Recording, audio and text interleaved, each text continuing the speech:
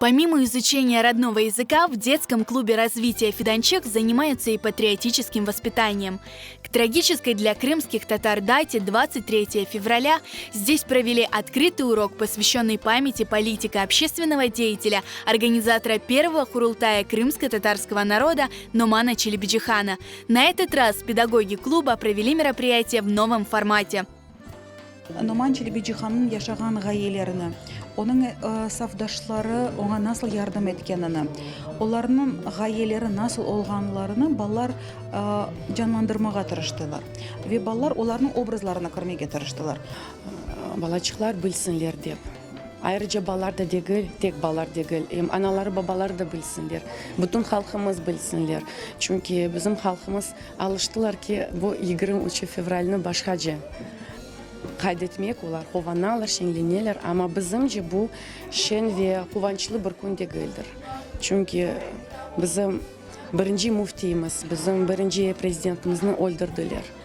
Дети подготовили театрализованную постановку. В ней они выступили в образах Номана Челебиджихана, Джафера Сейдамета, Асана Сабри Айвазова, Шафики Гаспринской, Ильханье Тохтар и других участников первого Курултая. Милли парламент. Курултайга милләт вәкиле olarak кырдык. Бакыныз, Анифе Баданинская, Ильханье Тохтар, ве Хатиджа Авдю. Ана телемизне öğrenmegen başladım. Bugün men Номан Челебиджихан. Bugün oynayım Джафер Сейдаметни Курултай азаларından birisiydi. Men Анифе Баданинсканың ролini oynayım ve bugün men депутат edim ve Номан Челебиджиханның yardımcısı olardım.